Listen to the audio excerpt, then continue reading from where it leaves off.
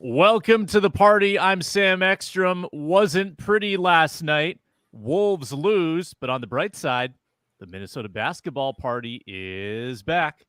This is Locked On Sports Minnesota podcast. It's endless Minnesota Timberwolves talk with the diverse voices of your local experts. It's time for the Minnesota basketball party on the Locked On Podcast Network. Your team every day.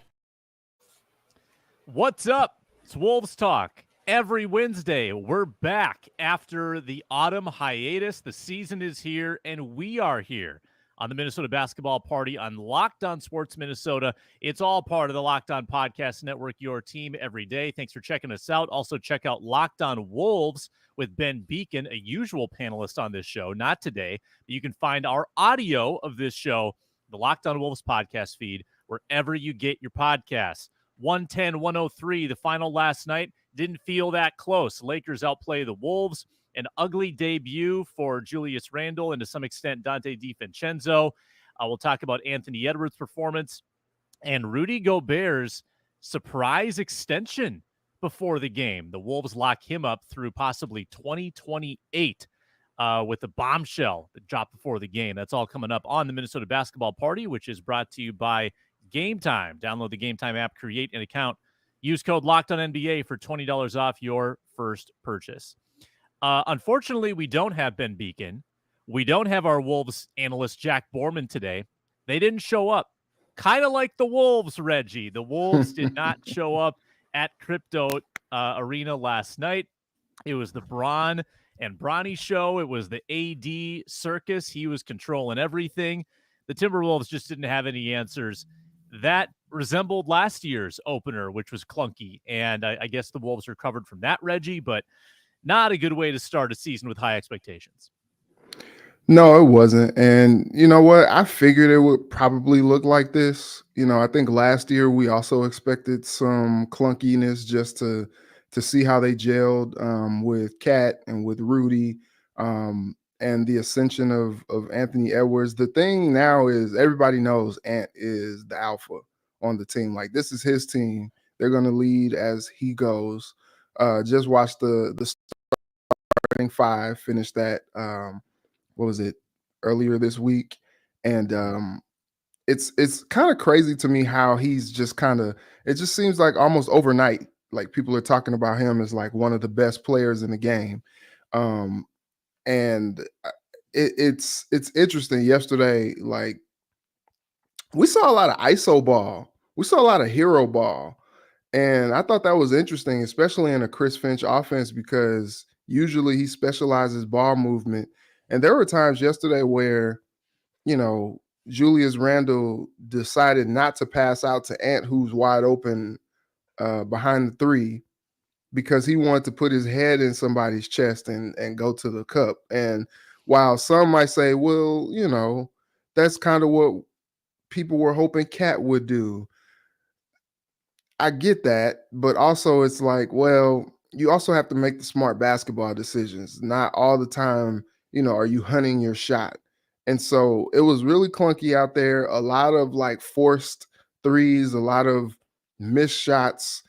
A lot of people called attention to the fact that Ju Randle was just kind of lumbering down the court, not really, giving it a full effort, just jogging. And so it really wasn't the type of offensive game, especially that you would want to see from a Chris Finch squad, but also from the defensive end, you didn't really see it either. And going back to the offense, all those turnovers, man, like that, that looked like a team that hadn't really played much together. That looked like a team that still needs to gel. And I just don't know how long that they're going to need to really kind of work out some of these kinks, but it did not look pretty last night. But even with that being said, like at one point in the fourth, like it was a 4-point game, 85-81. And it was just like, how this game feels like a 25-point game and it's close. And then the Lakers just they were like, oh yeah, it's too close. And they ballooned it back out to 10, 11 points. And it was pretty much curtains from there. But the Wolves had a chance, even with how bad they played. And they just couldn't find any consistency last night. Couldn't get stops on AD late. I mean, the defense really, really killed them. The turnovers were inexplicable, especially early in the game. Sloppy passing, um, poor ball handling, poor decision making. There weren't a whole lot of redeeming elements in this game. I thought Anthony Edwards was actually super dialed and super competitive and showed a lot of leadership in this one. I'd love to see that. Nickeil Alexander-Walker had a nice game off the bench. But up and down the lineup, clunkers all across. Ron, what were your impressions? I didn't watch much of it, to be honest. I was up at 3 a.m. So last night I was like, you know what? I'm tired. And so I watched a little bit. Of course, you want to see the Bronny Bron. You saw the pregame with Ken Griffey Sr. and Jr. The one thing I took away from it early is that Julius Randle has to learn this system. And I don't care. Like we talked about Rudy Gobert, Karl-Anthony Towns working together with Anthony Edwards, and that took a year. I don't know if this Julius Randle bit's going to work right away. This might be more of a long-term play. I don't know if this trade for Cat had anything to do with Rudy Gobert maybe wanting more money and they couldn't extend him with Cat. So I don't know. There's some other stuff behind the scenes probably that we're not abreast to, and we're never going to know the answer to. But this is what I'll say. The Knicks don't look good either. It's going to take them time to jail and figure it out. Now, the Celtics are really just that good. I watched that one, and Jason Tatum is nuts. Like Jason Tatum is like mid-season form right now. Like he's hitting step back threes. He's hitting stand in my face threes. And then you go to the Timberwolves and you watch a team that's kind of apprehensive. Like who should take it? Who should keep it? And from what I saw on Twitter, everybody's saying that's Julius Randle's game though. Like he is the guy that dribbles too much. He takes the air out the ball. He doesn't always pass the ball. And he's either going to hit a crazy shot or he's going to turn the ball over. So I think it's going to be learning, because when you don't have a coach that you, I guess, respect, maybe you continue to play a game that's detrimental to your team. That's maybe why the Knicks wanted to get rid of him. But I think Chris Finch, if there's anybody that can get it to figure out, is one, Anthony Edwards being an alpha, and then you got Julius Randle. I think they have to find how they fit as a team. But the Lakers, I mean, we knew coming into this, AD and LeBron are good. AD is one of the best players in the league. What you didn't have was a guy that was willing to really bully AD. And I think, and make AD have to stretch the floor a little bit. Like it felt a little bit too like just standing around ish. Like it wasn't a lot of movement. It wasn't a lot of confusion on the Lakers defensively. By the way, Bronny scored no points. So I wonder how long this experiment is going to last. But I'm all for it. Like if somebody can help you get to the top, use it. But he did nothing for the Lakers last night besides have the entire world watching because they wanted to see history made. And then I'm guessing he'll be a two-way player, but I don't know. Like when your dad has a podcast with the head coach, it's kind of tough for the head coach to say, "Hey man, I gotta put your son down in the G League." But no, right. Like I got a bottle of red wine for you, so you're good. Keep my son on the bench. He's fine. We don't use the 12th man anyway. He'll be fine sitting on the bench. It's crazy because I wonder. I know people were tweeting last night like Cam Reddish when he saw Bronny going into the game before him, he was just like. And what's crazy is like Cam Reddish got good minutes last year. Like he was a highly sought after free agent coming into last season, and he got a DNP last night. I feel like JJ Redick played just about everybody but him. It was interesting to see Max Christie get minutes. They put Gabe Vincent in off the bench. I thought Jackson Hayes did really well, and I think that was probably one of the big things for me. Other than Rui Hachimura being really aggressive, which I thought was crazy. It was plus 19 with him on the floor. But I feel like they do miss Cat a little bit, especially like last night, because you do have that other 7-footer who can, guard. You got the luxury of 3 7-footers with Rudy, Nas, and Cat that could guard some of the size that a team like the Lakers have, because Jackson Hayes came in for 15 minutes, gave him good minutes, 4 for 5 from the field, pulled down 4 boards, and scored 10 points. And so there were times where he just seemed like he could eat. AD was unstoppable. Too much for Rudy, it seemed. So I think this is going to take some time, and say what you want about Cat, especially on the offensive end, but what he provided defensively kind of made the Wolves, kind of go a little bit. And so I think you want to see a little bit more from Randle from a synchrony standpoint. But he's just not the type of player that Cat is. And so you're just going to have to kind of get used to that. But the ball has to get out of Julius Randle's hands. Like, if he doesn't have it, he's got to pass it out. He can't just bully his way into a bucket because that's pretty detrimental. And we saw that on full display last night. Yeah, I thought that Randle made it look effortful to try and score because he's often the smaller guy in the matchup. He's a bit of a tweener. He's like a 4.5, right? He's kind of between the 4 and the 5. And when he's dribbling around in the lane, like if the ball's not getting stolen, it still is hard for him to get a clean shot up. And he's learned kind of how to manipulate the angles and fling it up with that left hand and use his body as a shield and kind of use the glass. But it's not easy looking. With Cat was often the bigger one in the matchup, and he's got that kind of high release and it's very easy for Cat to get his shot off. It is not as easy for Julius Randle to get his shot off when he wants to. And he makes it look hard in there. And especially if it's not fallen, you would prefer other shots. You would prefer open threes. You would prefer somebody putting it on the deck from the perimeter and trying to slice and dice their way in. But Randle over dribbling, it's frustrating. There were a lot of frustrating moments with Julius Randle last night. And this happens with players when they try to incorporate to new surroundings. It happened with Rudy Gobert. It happened with Mike Conley. We saw the clunkiness. So I guess the question is how long does it take? Right? Like, are they assuming that it's going to look ugly right now for long-term benefit? Let's talk about DiVincenzo a little bit. I thought DiVincenzo, even though he wasn't that productive from the field, I could see the fit. Like, I could see the effort there. I could see him coming off the bench. He played 32 minutes. He gets to the rim. He's got an awesome release from 3. I think he was only 2 of 8. He's going to have a lot of really good games from 3. I was really encouraged by what I saw from him just from an assertiveness standpoint. He's got a really well-rounded game, the court vision, the hands on defense. I'm all in on DiVincenzo. Ron, if you were to kind of choose between the two, Donte and Julius right now, like, who do you think is the real prize of this trade? Oh, so Julius Randle, I think, gives you size. Like, he gives you, I think we like, again, we know what he can do. We saw what he did with the Knicks. He does give you size. He gives you power. He gives you post ability. But it's figuring out how he works with with Rudy. He can hit the 3. We know that, but he's not truly, like, he needs to fit within the offense. DiVincenzo, like, I like his guard play. Again, I like the aggressiveness. I like the New York in him. I like the like, I'm not backing down to anybody. I don't care if you're LeBron. I don't care if you're my coach. I don't care who you are.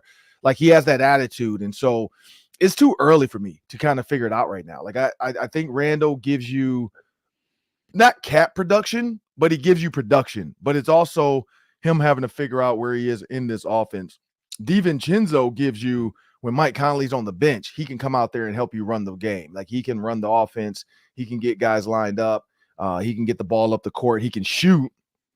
And he can create from the point guard position. Also, if you want to go with the smaller lineup and have him, Mike Conley, and Anthony Edwards on the floor when you're dealing with a team like the Warriors, I think he gives you that as well. I also think he's a guy that's not afraid of a guy like Kyrie Irving. Like, when you go against the Mavs, he's a guy you can put in and say, hey, deal with Kyrie for a little bit. Let's see how this goes. And so I do like his attitude where he doesn't back down from anybody.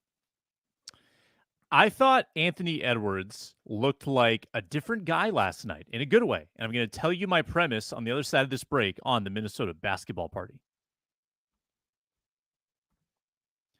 We are brought to you today by FanDuel.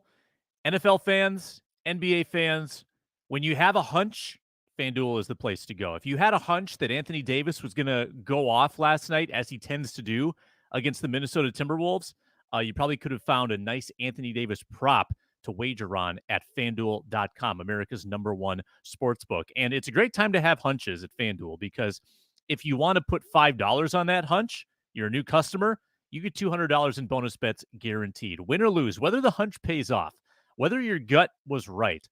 Even if you thought that, Jaden McDaniels was going to score 20 points last night, you bet on that, you were way off. You still get $200 in bonus bets guaranteed that you can spread around however you want, whether it's NFL spreads, money lines, NBA, NHL. We got college basketball around the corner. All the lines, all the leagues available at FanDuel, FanDuel.com, America's #1 sportsbook.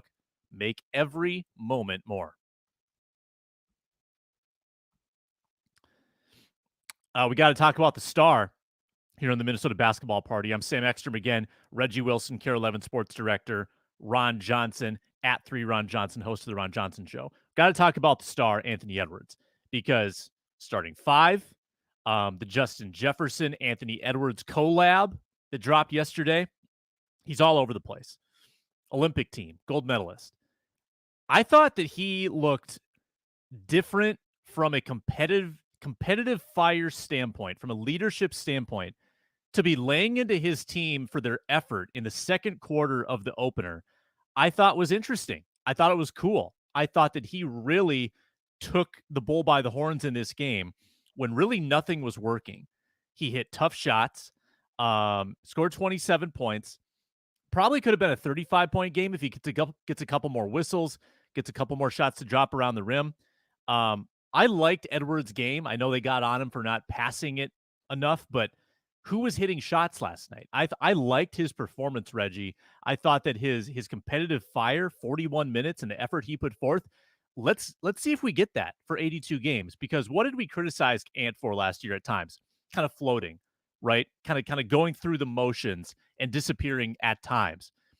What if we get that Anthony Edwards level of engagement for 82 games? That could unlock something really special.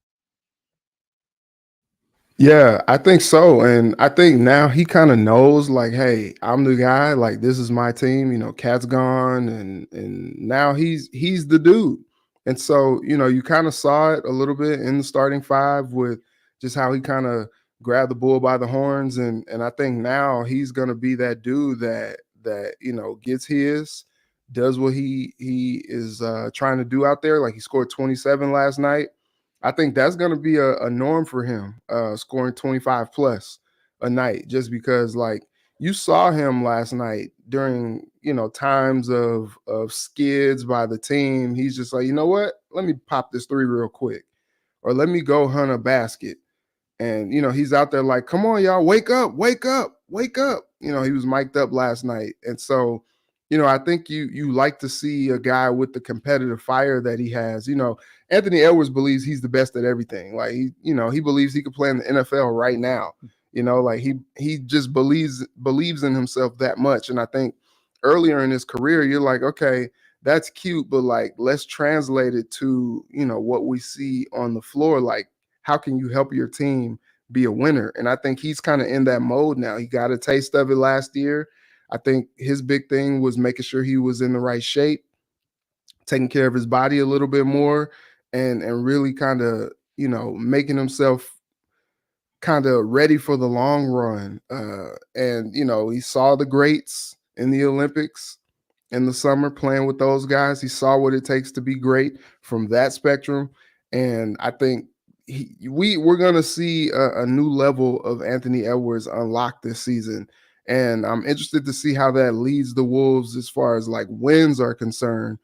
But I think he's not going to take the losses lying down. And I think he's going to kind of go into that Kobe mode, that Mamba mentality to try to will his team to some wins this year. Commenter suggesting that he thought the shots were low percentage.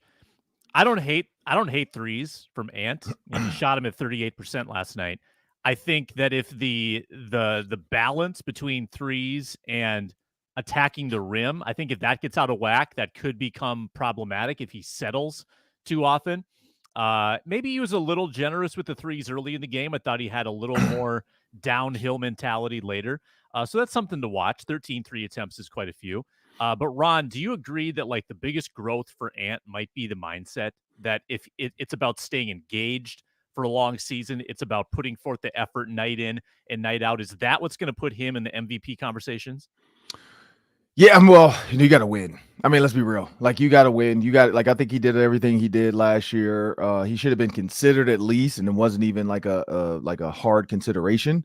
You got to win. You got to get to that, because some people can just get it because of name, and everybody's out there talking about Shai Gilgeous-Alexander, and everybody's out there talking about Joker, and Anthony Edwards is still going to be considered like a little brother.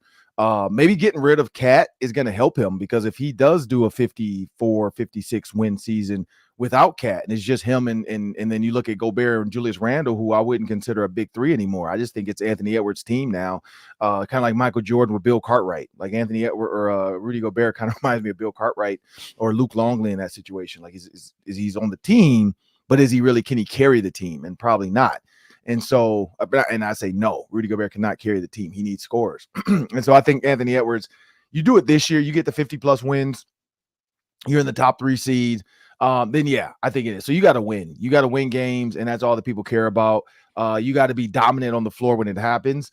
But the one thing I did notice without Cat, it was more of a spread out scoring balance, because Cat kills the ball a lot. He doesn't want to be in the post, even though he's 7 foot, which is like that was always a thing. And you have a guy in Julius Randle who's willing to get down there a little bit more, a little greedier. Still going to run people over like Cat, which he has to stop that. But when you think about this team, I think Anthony Edwards, to be considered for MVP, has to have like Michael Jordan nights, like consistently. Like you can't show up and score 27, then turn around and score 10. Like you got to go 20+ every night, and every night you got to come ready to work. You got to put the video game down sometimes and go to sleep. You got to, leave the bar a little earlier and get home and get to bed. Like his body has to be able to go through a full 82 games and really show Kobe Bryant. Like I think we talk about Jordan a lot with Anthony Edwards, but like you got to have that Mamba mentality. Like you got to have that Kobe Bryant, that every night it matters. Every night I want to skip 50. Let's go for 60+ wins. Like let's get in the 60 win column, because this is one game. I think the Lakers are going to be a decent team. I also think the Lakers were hyped up because Bronny and Bron and all the celebrities and blah, blah. Like I don't think the Lakers can do this all season like this, especially playing, focusing on Bronny like that.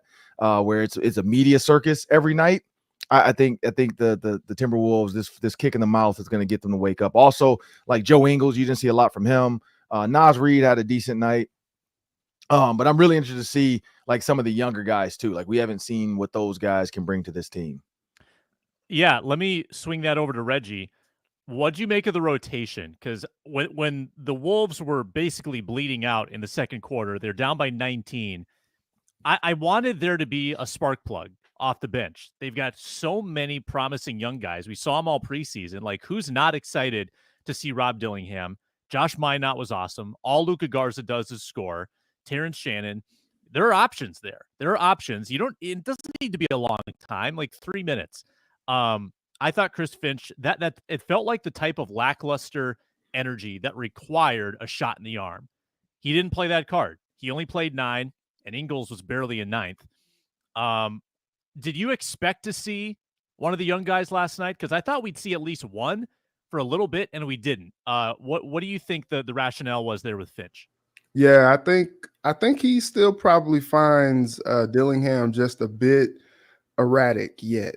And so I think he's just kind of letting them just kind of experience the game a little bit more, kind of see. I think that was the difference between what the Wolves did and what the Lakers did last night. Like you saw JJ Redick really play a lot of the young guys last night, and I thought that was interesting to see. Max Christie out there, Bronny, and so I was not really surprised to see how Finchy kind of played it, just because we've seen how Finch does things. He kind of has his guys that he rolls with.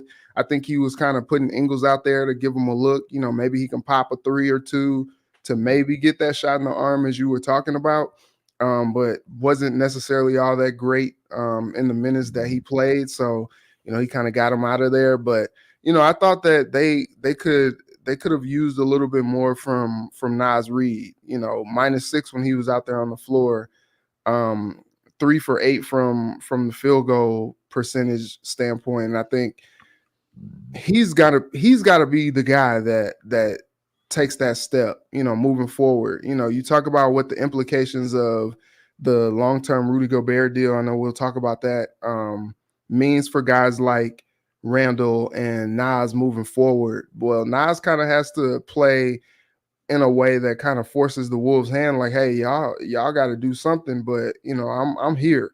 And so I thought Nikhil played well off the bench. I think he's going to continue to be a critical bench member. But I don't know. Maybe in some games moving forward, maybe you might see Minot dress and play a few minutes, or Luka Garza or Dozier.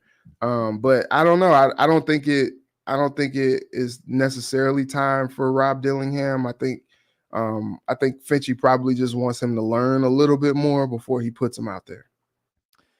A lot of concerning things we saw last night. One of them, Ron, was the Mike Conley performance. He had to be one of his worst games as a Minnesota Timberwolf. Minus 22 in the plus minus. Got sat down in the fourth quarter. Didn't even finish the game. They put Nikhil out there instead for defensive reasons. 0 for 5 from 3. Only 2 assists. And I'm guessing that he probably had at least 2 turnovers as well. Had 3. So he had more turnovers than assists. Who knows if that's happened in his Timberwolves career. So is there any concern for you, Ron, that with his age, that there could be kind of a cliff with Mike Conley that possibly we could be reaching? So no, I think like it's a different offense. Like when you had Cat, you had a 7-footer that can come to the top of the key, set a pick for you, and then was willing to pop, pass it quick, or shoot it quick. Where Julius Randle's not that guy. So I think it's going to be Finch, and this is why coaches are paid money. It's going to be Finch watching the film, sitting back, figuring out what worked, what didn't work, and then coming up with an offense for these guys to say, hey, look, this is how we need to do this. Because Cat was good at, like, Rudy, we know would clean the glass. Cat was good at driving the lane. He was good at the pick and pop. He was good at the pick and drive, or the pick and dash down. And you're not getting that from Randle. Randle's a different type of player. So I think it's figuring it out for Mike Conley. At the end of the day, too, Mike Conley is older. We know that. I'm not going to say a cliff. I am going to say, like, Rob Dillingham and some of these other players should have played, especially Rob Dillingham, should have played. And the fact that Bronny played before Rob Dillingham felt a little weird. Like, it felt like that was a forced moment. Like, would Bronny, theoretically, the 55th overall draft pick who gives you nothing, would he normally check into an NBA game? No, it was a forced moment. I get it. Go get your moment. Go be able to talk about this for the rest of your life. It was great. Whatever happens to Bronny, I'm never going to hate on the guy. More power to you. I wish my dad was in the NBA and could have got me on the bench. But at the end of the day, like, when you look at the way the Timberwolves are set, I think you're going to see more Rob Dillingham minutes at the point guard to maybe alleviate Mike Conley. Because, I'm not saying 20 minutes is too much. I think that's just right. But I do think some of those minutes, like, need to be given over to like Dillingham. And then again, if Dillingham comes in and the offense is clicking on all cylinders, then you leave it. Like, you leave it and you say, Mike, I'm going to get you back in once it kind of cools off. And I think that's going to be the key for this team is Donte DiVincenzo now needs minutes, a lot of minutes. And so how does Rob Dillingham fit in that with Donte DiVincenzo? Does Mike Conley take a back seat? And I think the answer is yes. Yeah, there's a lot of mouths to feed and not enough minutes to go around. That's the tough part of being an NBA coach. When we return, the big news that dropped before the game, Rudy Gobert extended. What does it mean? We'll tell you next on the Minnesota Basketball Party. And we're brought to you by Game Time today, the best place to get tickets to events in your area. Home opener coming up, Minnesota Timberwolves, Toronto Raptors, Target Center. You want to be in the building? Download Game Time. And with Game Time, the curation makes it really easy because Game Time picks filters out the fluff and shows you only the most incredible deals on the Game Time app. So it makes getting tickets very easy. And it's not just sports, it's concerts, comedy, theater, and plenty more as well. Toggle on the all-in pricing. You don't want those hidden fees. Get a panoramic view from your seat. The lowest price guarantee, where Game Time credits you 110% of the difference if you find better seats. And the purchase is covered with the most flexible customer service policy in the ticketing industry. Let me tell you how to save some money. Download the Game Time app, create an account, use code LOCKEDONNBA for $20 off your first purchase. Terms apply. Again, create an account, redeem code LOCKEDONNBA for $20 off. Download Game Time today. What time is it? Game time.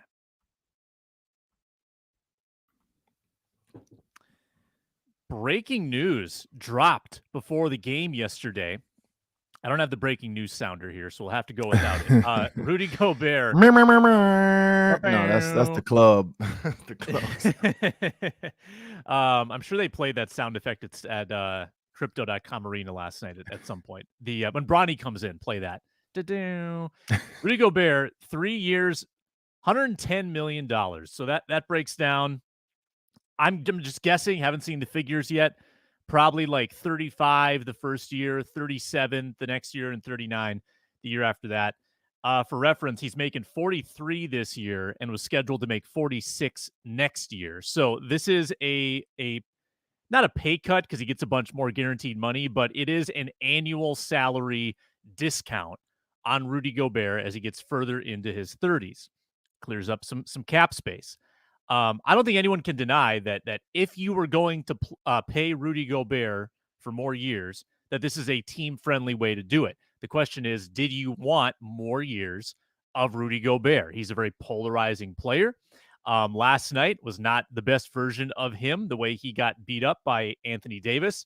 Probably not a good one to evaluate for this extension. But Reggie, just early thoughts on the concept of having Rudy Gobert on this team now until 2027, maybe even 2028.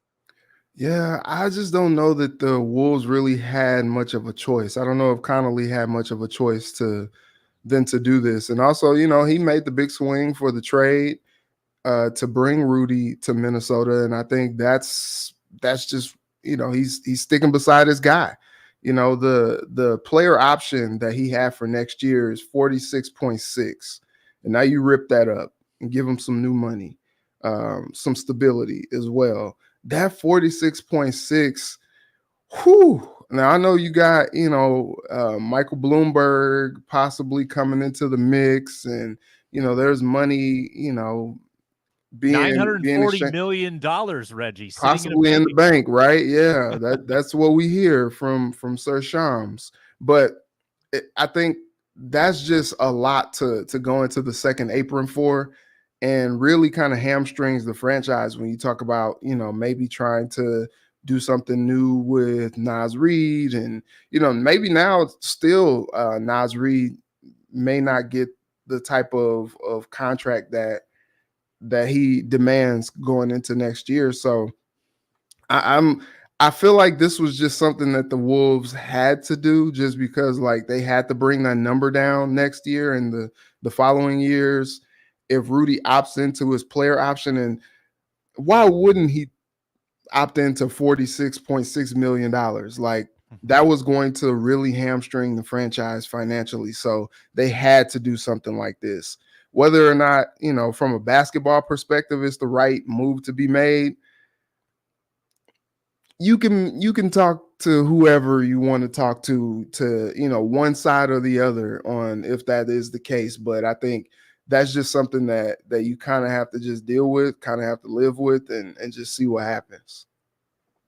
Ron, I know you're going to have some thoughts on this. Dumb. I don't think you should have done it. I don't get it. It's not worth it. Like, why? And again, now, so it makes more sense. Now, was Rudy Gobert and his team possibly asking what's the future or what's next or what's this? And then they, when they looked at it like, hey, well, can we pay Rudy Gobert this and keep Karl-Anthony Towns? I know, I think Jack Borman knows a little bit more about the luxury tax and the apron and all that crap. But when you look at it, all of a sudden there's a trade and then there's an immediate extension. That feels a little bit like where there's smoke, there's fire. Like something was going on within that they had to figure out. Maybe Conley thought, I'd rather keep Gobert over Cat. I always said if you can get rid of Gobert, you get rid of him. And I said that from the start. I didn't like the Gobert addition in the first place. I would have loved to see Julius Randle with Karl-Anthony Towns and Anthony Edwards. I don't know if that could even happen, but I feel like it could, because Julius Randle with Gobert is similar to Cat with Julius Randle from a dollars standpoint, or anybody. I mean, Karl-Anthony Towns with Walter Kessler, anybody. I just don't understand the enamoration. I don't even know if that's the word or the alliteration of that word. But I don't know why so many people are enamored by Rudy Gobert. He's tall. He was the defensive player of the year way back when he did it. He does block shots, but he's not the guy he used to be. He's not the guy he used to. And the way the league is going now, where they're putting, these guards are figuring out, let me put these bigs on skates, and teams are doing it. They're taking the bigs to the top. You got to have a Chet Holmgren, what's his name? The French guy, the big tall Wemby. You got to have a big that can move like Cat. You got to have somebody that when you're in the switch, you're not going to get exposed like Rudy Gobert did in the playoffs versus the Mavs. And so I just don't like it at his age to give up that much money for Rudy Gobert or give him that much money. I would have rather just let him naturally just move on. Yeah, I've always said this about Rudy. Rudy is your elite nose tackle in football. He's gonna give you a stellar run defense. Is it gonna help you win a Super Bowl? I think last year we saw the best version of how it works. But when you say stellar, though, you're not saying like Warren Sapp, Aaron Donald. Yeah, Aaron Donald comes to mind when you say elite nose. Yeah, I'm not gonna go Aaron Donald. Like I'm gonna say he's more, nothing against him, but he's more like Harrison Phillips. Like, well, I wouldn't call Aaron Donald the nose tackle. Nose tackle is like the big, like Vince Wilfork, right? Like okay, like Jerry Ball. Jerry Ball for the big Lions. Guy who stuffs the run. He's kind of a luxury to have on the defensive line. Okay, but is it going to translate to winning? So not a 3 technique, a true just big, huge. No, like would you say like Kevin Williams, like Pat that Williams. type? Pat Williams. Okay, so like Pat Williams. Okay, I can see that. Not so much finesse. I see that because Kevin Williams was more the 3 tech. Pat was more the nose tackle, D tackle. Okay, I get where you're going. All right. Yeah, when you first said that, I was like, wait a minute, hold up now. So are you calling him like Dalvin Tomlinson? Is that where you're going? Michael Pierce. Michael Pierce is maybe more. Yeah, I mean, and not in terms of girth, but in terms of role. Helps your defense. We saw last year how good it can be on defense. Here's my concern contractually. We're looking at the cap situation. Speaking of player options, so what if Julius Randle, for whatever reason, maybe there's some injury issues, maybe he has a bad year. What if he opts in to this player option next year, and then you're stuck with Randle and Rudy in a fit that isn't good? I mean, I think everyone assumes that Nas is going to be the future guy, but this Randle player option kind of looms concerningly into next year. And Reggie, I mean, I am under the assumption that Nas is part of this team's future, probably a future starter, but there's that sneaky Randle factor that I don't know how to reckon with it. Jack Borman, again, he's the cap expert. We need him here. Wish he was here. We'll be here next time. But what do you think the future holds with Nas versus Randle now? Yeah, I think it's very I don't know. If I'm a Wolves fan, it just kind of makes me wonder, like, what exactly does that look like? Like, what exactly does that mean? And going back to Jack Borman's tweet from last night, he says Gobert coming in at 30+ million will make it highly unlikely that Randle and Reed are both on the roster next season / sign long-term deals, presuming the Wolves want to stay out of the second apron territory. So it seems that it's going to be one or the other. And I think depending on how things play out this year with Julius Randle and if it's a fit here, I think the Wolves just had to try something. You know, they got the cat contract off the books, you know, trying to try something from a basketball standpoint. If it works, great. If it doesn't, it's like, well, we tried. And I think that would be best case scenario to put Nas and Rudy together on the court in that starter role. But as you said, there's no incentive for a guy, you know, even if the Wolves are like, man, we don't want you. I'm good. We're good. We don't want you.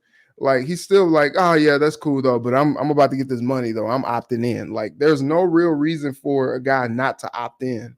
And so I think that's the tough part about this situation.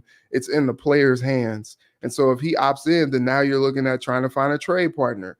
And it's like, okay, well, do you get what you're looking for from a trade perspective to try to, you know, offload Randle? Does anyone want Julius Randle?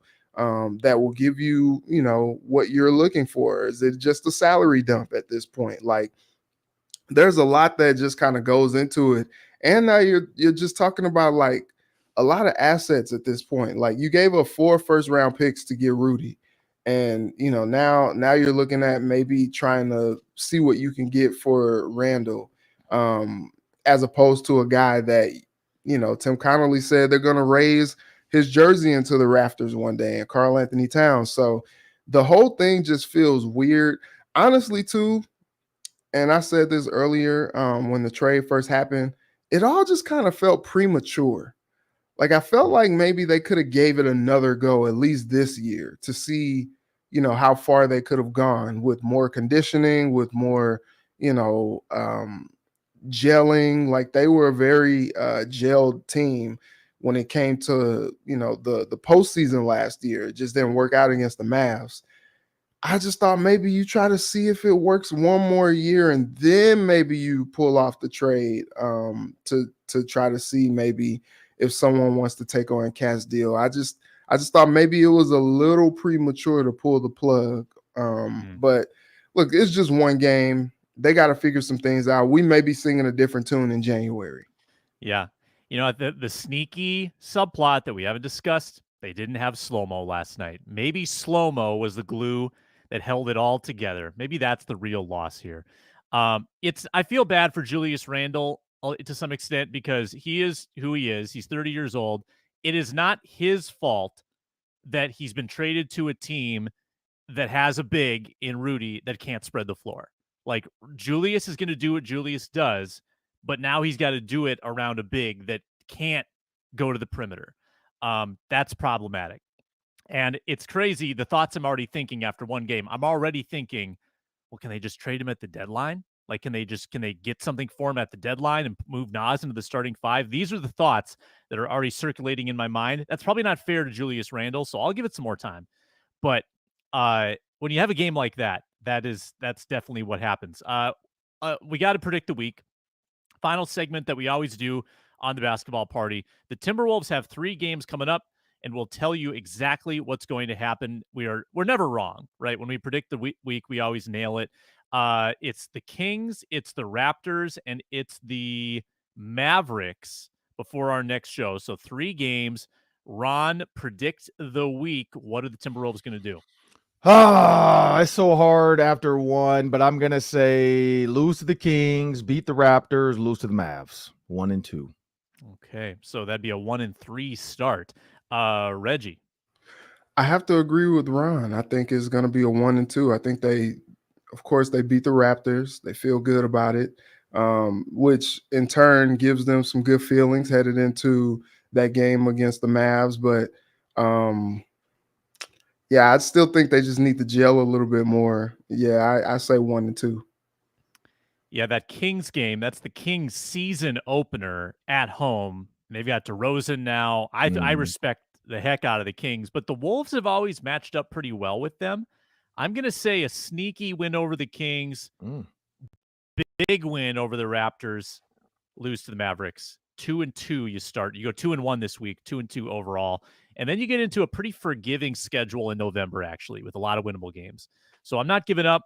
81 I mean, if you add that Nuggets one on Friday too, November 4th, that's our first. That's gonna be a tough one too. Like that's a tough stretch of Mavs Nuggets. Like it's a hard week. Couple of playoff rematches coming up. Hopefully next week we've got Ben Beacon and Jack Borman to rejoin the party. We are here every Wednesday live at 9 a.m. The Minnesota basketball party, Locked On Sports Minnesota. Subscribe. We'd appreciate that. And hear our show in the Locked On Wolves podcast feed. For Ron Johnson, hear him on the Ron Johnson Show. Reggie Wilson, see him on Care 11. I'm Sam Ekstrom saying so long. We'll see you next week.